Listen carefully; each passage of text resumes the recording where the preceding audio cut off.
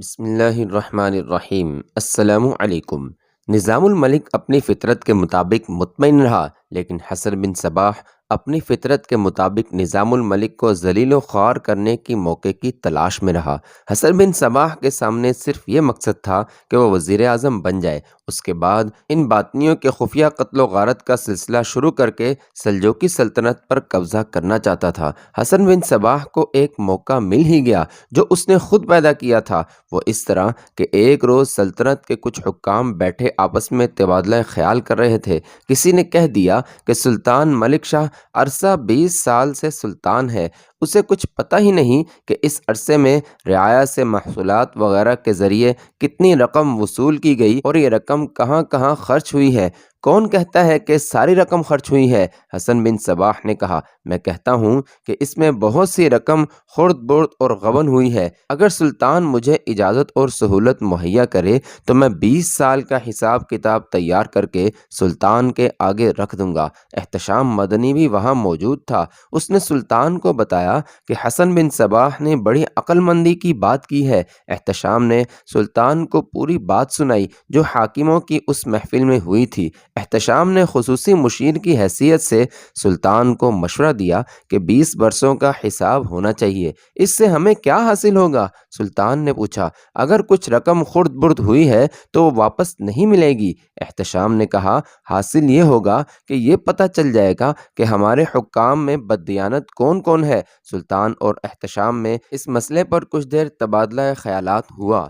احتشام نے سلطان کو قائل کر لیا کہ گزشتہ 20 برسوں کا حساب ہونا چاہیے۔ سلطان اپنے وزیر اعظم نظام الملک کے مشورے کے بغیر کوئی فیصلہ نہیں کیا کرتا تھا۔ اس نے نظام الملک کو بلایا اور یہ نیا مسئلہ اس کے آگے رکھا۔ 20 سالوں کا حساب کتنے دنوں میں تیار ہو سکتا ہے؟ سلطان نے نظام الملک سے پوچھا۔ دنوں میں؟ نظام الملک نے حیرت زدگی کے عالم میں جواب دیا، برسوں کی بات کریں، پہلے اپنی سلطنت کی وسعت دیکھیں، پھر 20 برسوں کے عرصے پر غور کریں، پھر دیکھیں کہ وہ جگہ کتنی ہے جہاں محصولات وصول کر کے سرکاری خزانے میں جمع کرائے جاتے ہیں۔ اگر حساب تیار کرنا ہی ہے تو اس کے لیے مجھے 2 سال چاہیے۔ اس وقت احتشام مدنی اور حسن بن صباح بھی وہاں موجود تھے۔ سلطان معظم، حسن بن صباح نے کہا، میں حیران ہوں کہ محترم وزیر اعظم نے 2 سال کا عرصہ مانگا ہے۔ میں صرف 40 دنوں میں یہ حساب بنا کر دے سکتا ہوں۔ شرط یہ ہے کہ میں جتنا عملہ مانگوں وہ مجھے دیا جائے اور ہر سہولت مہیا کی جائے۔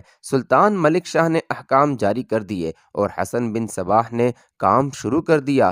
تاریخ داں ابو القاسم رفیق دلاوری نے مختلف مورخوں کے حوالے سے لکھا ہے کہ خواجہ حسن طوسی نظام الملک عجیب کشمکش میں مبتلا ہو گیا۔ کبھی وہ پریشان ہو جاتا کہ حسن بن صباح نے یہ کام 40 دنوں میں مکمل کر لیا تو وہ سلطان کی نظروں میں گر جائے گا، اور کوئی بعید نہیں کہ سلطان اسے وزارت عظمیٰ سے معزول ہی کر دے۔ اور کبھی نظام الملک یہ سوچ کر مطمئن ہو جاتا کہ حسن بن صباح یہ کام 40 دنوں میں تو دور کی بات ہے 40 مہینوں میں بھی نہیں کر سکے گا، اور خود ہی سلطان کی نظروں میں ذلیل ہو جائے گا۔ البتہ ایک دکھ تھا جو نظام الملک کو اندر ہی اندر کھائے جا رہا تھا۔ یہ دکھ حسن بن صباح کی احسان فراموشی کا تھا۔ اب تو تصدیق ہو گئی تھی کہ حسن بن صباح اسے معزول کر کے خود وزیر اعظم بننا چاہتا ہے۔ پھر حسن بن صباح نے یہ معجزہ کر کے دکھا دیا۔ اس نے کاغذات کا ایک انبار سلطان ملک شاہ کے آگے رکھ دیا۔ سلطان عالی مقام حسن نے سلطان سے کہا، میں نے 40 دن مانگے تھے، آج 41واں دن ہے، یہ رہا 20 برسوں کا حساب۔ کیا وہ شخص وزیر اعظم بننے کا حق رکھتا ہے جو کہتا ہے کہ یہ حساب مکمل کرنے کے لیے 2 برس درکار ہیں؟ اگر سلطان معظم کے دل پر گناہ نہ گزرے تو میں وثوق سے کہتا ہوں کہ وزیر اعظم حسن طوسی، جسے آپ نے نظام الملک کا خطاب دے رکھا ہے، محصولات کی رقمیں غبن کرتا رہا ہے۔ اپنی لوٹ کھسوٹ پر پردہ ڈالنے کے لیے وہ آپ کو یہ باور کرانے کی کوشش کر رہا تھا کہ یہ حساب تو ہو ہی نہیں سکتا، اگر ہوگا تو 2 سال لگیں گے۔ سلطان نے نظام الملک اور احتشام مدنی کو بلایا۔ خواجہ طوسی، سلطان نے نظام الملک سے کہا، یہ ہے وہ حساب جو آپ 2 سالوں سے کم عرصے میں نہیں کر سکتے تھے۔ یہ دیکھیں، حسن 40 دنوں میں کر لایا ہے۔ نظام الملک پر خاموشی طاری ہو گئی۔ اس کے پاس کوئی جواب نہ تھا۔ وہ وہاں بیٹھ گیا اور معزولی کے حکم کا انتظار کرنے لگا۔ سلطان نے کاغذات کی ورق گردانی شروع کر دی اور ایک ورق پر رک گیا۔ حسن، سلطان نے کہا، اس ورق پر آمدنی اور اخراجات مشکوک نظر آتے ہیں، یہ مجھے سمجھا دو۔ حسن بن صباح بغلیں جھانکنے لگا۔ سلطان نے ایک اور ورق پر روک کر پوچھا۔ حسن نے اس کا بھی جواب نہ دیا۔ سلطان نے کئی جگہ اور وضاحت پوچھی۔ حسن کسی ایک بھی سوال کا جواب نہ دے سکا۔ تم نے یہ اتنا لمبا چوڑا حساب تیار کیا ہے، سلطان نے کہا، لیکن تمہیں یہ بھی معلوم نہیں کہ یہ ہے کیا؟ سلطان معظم، نظام الملک بولا، میں نے ویسے ہی نہیں کہہ دیا تھا کہ اتنی وسیع و عریض سلطنت کے 20 برسوں کے اخراجات اور آمدنی کے گوشوارے تیار کرنے کے لیے کم از کم 2 برس درکار ہیں۔ آپ میرے پاس رہیں حسن توسی، سلطان نے نظام الملک سے کہا، تم دونوں جاؤ، میں یہ تمام اعداد و شمار دیکھ کر تمہیں بلا لوں گا۔ ان کے جانے کے بعد سلطان نے پوچھا، یہ سب کیا ہے حسن توسی؟ مجھے شک ہے کہ مجھے دھوکہ دیا گیا ہے۔ سلطان معظم، نظام الملک نے کہا، یہ میرا ایمان ہے کہ کسی کو میرے ہاتھوں سے نقصان نہ پہنچے، لیکن جہاں میری اپنی حیثیت اور میرا اعتماد خطرے میں پڑ گیا ہے، میں حقیقت سے پردہ اٹھانا ضروری سمجھتا ہوں۔ یہ حساب تیار کرنے میں آپ کے مشیر خاص احتشام مدنی کا ہاتھ زیادہ ہے۔ حسن بن صباح کے ساتھ اس کی ایک جوان سال بہن رہتی ہے جو اسی عمر میں بیوہ ہو گئی ہے۔ مجھے اطلاع ملی ہے کہ احتشام اور اس لڑکی کو شام کے بعد باغ میں دیکھا گیا ہے، اور یہ بھی کہ احتشام حسن بن صباح کے گھر زیادہ جاتا اور خاصا وقت وہاں گزارتا ہے۔ جہاں تک مجھے یاد آتا ہے، حسن بن صباح کی کوئی بہن نہیں۔ میں اس کے خاندان کو مدرسے کے زمانے سے جانتا ہوں۔ توسی، سلطان نے کہا، میں یہ ساری سازش سمجھ گیا ہوں۔ کچھ عرصے سے احتشام میرے پاس بیٹھ کر حسن بن صباح کی تعریفیں کر رہا ہے، اور یہ شخص ذرا دبی زبان میں آپ کے خلاف بھی ایک آدھ بات کہہ جاتا ہے۔ سلطان بولتے بولتے گہری سوچ میں چلا گیا۔ ذرا دیر بعد سر اٹھایا اور بولا، آپ حسن پر ایسا تاثر پیدا کریں کہ میں نے اس کا تیار کیا ہوا حساب سمجھ لیا ہے، اور یہ بالکل صحیح ہے۔ باقی کام مجھ پر چھوڑ دیں، میرے سامنے کوئی اور ہی عکس آ رہا ہے۔ داستان کو پہلے ہی سنا چکا ہے کہ سلجوقی جو ترک تھے اور جو اسلام کے دشمن ہوا کرتے تھے، مسلمان ہوئے تو اسلام کے شیدائی اور سرفروش بن گئے۔ وہ جنگجو تھے اور فہم و فراست کے لحاظ سے اتنے باریک بین کہ ان کی نظریں جیسے پردوں کے پیچھے بھی دیکھ سکتی ہوں۔ ان کے سلطان اپنی سلطنت میں کسی کی حق تلفی اور سلطنت کے امور میں کوتاہی اور بددیانتی برداشت نہیں کرتے تھے۔ نظام الملک باہر نکلا۔ حسن بن صباح اور احتشام مدنی باہر سر جوڑے سرگوشیوں میں باتیں کر رہے تھے۔ نظام الملک کو دیکھ کر دونوں چونکے۔ حسن مبارک ہو، نظام الملک نے کہا، تمہارا تیار کیا ہوا حساب بالکل ٹھیک ہے۔ تم جن سوالوں کے جواب نہیں دے سکتے تھے وہ میں نے دے دیے ہیں۔ میں نے سلطان سے کہا ہے کہ حسن ابھی نیا ہے، اس لیے اسے پچھلے امور وغیرہ کا علم نہیں۔ سلطان تم پر بہت خوش ہوئے ہیں، کہتے ہیں کہ میں حسن کو انعام دوں گا۔ میں تمہارا یہ احسان ساری عمر نہیں بھولوں گا خواجہ۔ حسن بن صباح نے نظام الملک سے بغل گیر ہوتے ہوئے کہا، تم نے میرا وقار محفوظ کر دیا ہے، تم دونوں چلے جاؤ۔ نظام الملک نے کہا، سلطان تمہیں کل بلائیں گے۔ اس رات احتشام اور فاطمہ کی ملاقات ایسے تھی جیسے وہ جشن منانے کے لیے اکٹھے ہوئے ہوں۔ گزرے ہوئے دنوں میں زیادہ تر باغ میں ملتے رہے تھے۔ 3 مرتبہ وہ الگ الگ جنگل میں چلے گئے اور بہت وقت اکٹھے گزار کر آئے۔ فاطمہ یہ ظاہر کرتی تھی کہ وہ حسن سے چھپ کر گھر سے نکلی ہے۔ احتشام کو معلوم نہیں تھا کہ حسن خود اسے بھیجتا ہے۔ فاطمہ ابھی تک احتشام کے لیے سراب بنی ہوئی تھی۔ اس نے ابھی تک احتشام کے ساتھ شادی کا فیصلہ نہیں کیا تھا اور انکار بھی نہیں کیا تھا۔ اس نے ایسا والہانہ انداز اختیار کیا تھا جس سے احتشام پر دیوانگی طاری ہو گئی تھی۔ وہ تو اب حسن بن صباح اور فاطمہ کے اشاروں پر ناچنے لگا تھا۔ حسن بن صباح سے اس نے کہا تھا کہ وہ اسے وزیر اعظم بنا کر دم لے گا۔ جس روز نظام الملک نے حسن بن صباح کو یہ خوشخبری سنائی، اس روز احتشام مدنی نے اپنے گھر کے قریب ہی چھوٹا سا ایک مکان جو خالی پڑا تھا صاف کروا لیا اور ایک کمرے میں پلنگ اور نرم و گداز بستر بچھوا دیا۔ اپنی خاص ملازمہ کے ذریعے اس نے فاطمہ کو پیغام بھیج دیا کہ رات وہ فلاں طرف سے اس مکان میں آ جائے۔ فاطمہ وہاں پہنچ گئی۔ احتشام پہلے ہی وہاں موجود تھا۔ میرا ایک کمال دیکھ لیا فاطمہ، احتشام نے فاطمہ کو اپنے بازوؤں میں سمیٹتے ہوئے کہا، جعلی حساب کتاب لکھ کر سلطان سے منوا لیا ہے کہ یہ حساب بالکل صحیح ہے، آپ کو مبارک ہو۔ فاطمہ نے کہا، اب میرے بھائی کو وزیر اعظم بنوا دیں، اب یہ کام آسان ہو گیا ہے۔ احتشام نے کہا، کل سلطان ہمیں بلائے گا، میں نظام الملک کے خلاف اس کے ایسے کان بھروں گا کہ وہ اسی وقت اسے معزول کر دے گا۔ احتشام نے فاطمہ کو پلنگ پر بٹھا لیا۔ سلطان کل حسن کو انعام دے رہا ہے۔ احتشام نے کہا، میں نے آج تم سے انعام لینا ہے، ذرا ٹھہریں۔ فاطمہ نے کہا، میں نے قدموں کی آہٹ سنی ہے، بلی ہوگی۔ احتشام نے نشے سے لڑکھڑاتی آواز میں کہا، کسی انسان میں اتنی جرت نہیں ہو سکتی کہ وہ اس گھر میں قدم رکھے۔ 4 آدمی اس گھر میں قدم رکھ چکے تھے، وہ چھت کی طرف سے آئے تھے اور سیڑھیاں اتر کر صحن میں آ گئے تھے۔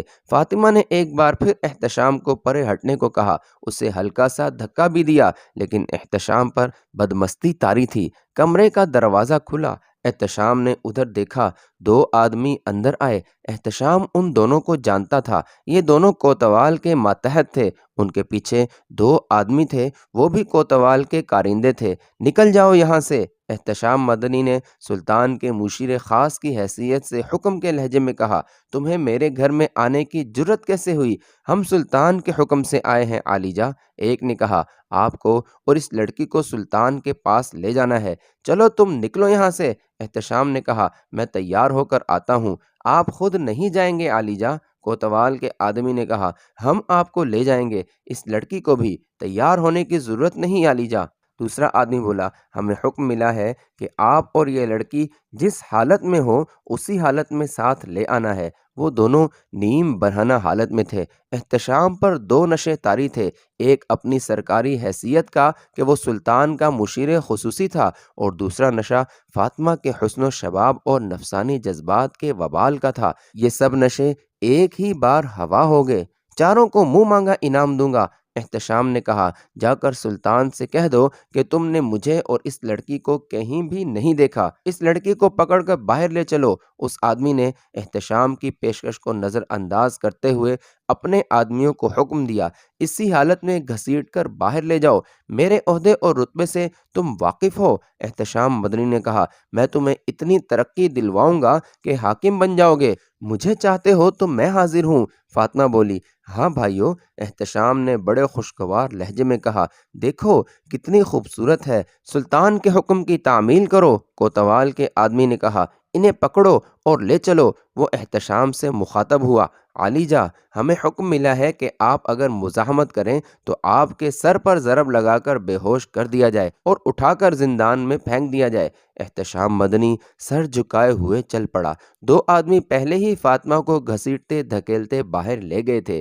اس کے لیے نیم برہنگی یا مکمل برہنگی کوئی معنی نہیں رکھتی تھی، وہ آبرو باختہ اور تربیت یافتہ لڑکی تھی۔ ان دونوں کو کوتوالی میں لے گئے اور انہیں الگ الگ کمرے میں بند کر دیا گیا۔ سلطان کا اپنا جاسوسی اور مخبری کا نظام تھا، اسے احتشام مدنی اور فاطمہ کی خفیہ ملاقاتوں کی اطلاعیں ملی تھیں، لیکن یہ کوئی اہم یا نازک خبر نہیں تھی، یہ احتشام کا ذاتی معاملہ تھا۔ سلطان کو اس صورت میں ان دونوں کی ملاقاتوں میں خطرہ محسوس ہوتا کہ لڑکی مشکوک اور مشتبہ ہوتی۔ شک یہ ہوتا کہ یہ لڑکی عیسائی یا یہودی ہے اور جاسوس ہے۔ یہ پتہ چل گیا تھا کہ یہ معتمد خاص حسن بن صباح کی بہن ہے۔ درمیان میں معاملہ 20 برسوں کے حساب کتاب کا آ گیا تو پتہ چلا کہ حسن بن صباح اور احتشام مدنی نے سلطان کو دھوکہ دیا ہے۔ نظام الملک اور سلطان ملک شاہ کی آپس میں باتیں ہوئیں تو نئے شکوک پیدا ہو گئے۔ سلطان ملک شاہ عقل و دانش والا آدمی تھا۔ نظام الملک نے اسے یہ بھی بتا دیا کہ حسن بن صباح کی کوئی بہن ہے ہی نہیں۔ سلطان نے نظام الملک سے کہا کہ وہ حسن بن صباح کو خوشخبری سنا دے کہ اس نے 20 برسوں کا آمدنی اور اخراجات کا جو حساب تیار کیا ہے وہ سلطان نے منظور کر کے اسے بالکل صحیح تسلیم کر لیا ہے۔ اس سے سلطان کا مقصد یہ تھا کہ حسن بن صباح اور احتشام مدنی بے فکر اور مطمئن ہو جائیں۔ سلطان نے اسی وقت کوتوال کو بلایا اور اسے یہ ساری صورتحال بتا کر کہا کہ احتشام اور اس لڑکی کو اکٹھے پکڑنا ہے، ابھی جا کر مخبر مقرر کر دو۔ سلطان نے کہا، وہ شام کے بعد ملتے ہیں، ایک آدمی احتشام کی نگرانی کرے اور ایک آدمی اس لڑکی کو دیکھتا رہے۔ یہ کہیں باہر اکٹھے ہوں تو احتشام کے رتبے کا خیال کیے بغیر دونوں کو کوتوال میں بند کر دو۔ انہیں اسی حالت میں لانا ہے جس حالت میں پائے جائیں۔ ضروری نہیں کہ یہ آج ہی مل جائیں، کل ملیں، پرسوں ملیں، 10 دنوں بعد ملیں، انہیں چھوڑنا نہیں۔ کوتوال یہ ساری کارروائی اور اس کا پس منظر سمجھ گیا۔ اس نے اسی وقت 4 آدمی اس کام پر لگا دیے، انہیں ضروری ہدایات اور احکام دے کر رخصت کر دیا۔ ایسی توقع نہیں تھی کہ وہ اسی رات پکڑے جائیں گے، لیکن احتشام مدنی نے اس رات فاطمہ سے انعام وصول کرنا تھا۔ اس نے فاطمہ کے بھائی حسن کی مدد کی تھی اور سلطان کو بڑی کامیابی سے دھوکہ دیا تھا۔ سورج غروب ہوتے ہی کوتوال کے 2 آدمی بھیس بدل کر چلے گئے۔ ایک احتشام کے گھر کو دور سے دیکھتا رہا اور دوسرا حسن بن صباح کے گھر کی نگرانی کرتا رہا۔ ان دونوں کے ساتھ ایک اور آدمی تھا۔ یہ دونوں دور دور کھڑے تھے۔ پہلے احتشام گھر سے نکلا اور اس مکان میں چلا گیا جو اس نے اس رات کے جشن کے لیے تیار کیا تھا۔ اس کی نگرانی والا آدمی چھپ کر کھڑا رہا۔ پھر فاطمہ گھر سے نکلی، اس کی نگرانی والا آدمی اس کے پیچھے چل پڑا۔ فاطمہ بھی اسی مکان میں چلی گئی اور دروازہ اندر سے بند ہو گیا۔ کوتوال کے دونوں مخبر آپس میں مل گئے۔ انہوں نے اپنے دوسرے 2 ساتھیوں کو بھی بلا لیا۔ ان میں سے ایک عہدیدار تھا۔ انہوں نے کچھ وقت انتظار کیا، پھر ساتھ والے گھر کے بڑے آدمی کو باہر بلا کر بتایا کہ وہ کوتوال کے آدمی ہیں اور اس ساتھ والے گھر میں اترنا ہے۔ آ جائیں، اس آدمی نے کہا، میری چھت سے اس چھت پر چلے جائیں، میں آپ کو بتاؤں گا اس مکان کی سیڑھیاں کہاں ہیں۔ 4 آدمی اس شخص کی رہنمائی میں اس مکان میں اتر گئے جس کے ایک کمرے میں احتشام مدنی اور فاطمہ جشن منا رہے تھے۔ رات کوئی زیادہ نہیں گزری تھی، کوتوال کو اطلاع دی گئی کہ دونوں جس حالت میں تھے اسی حالت میں پکڑ لائے ہیں۔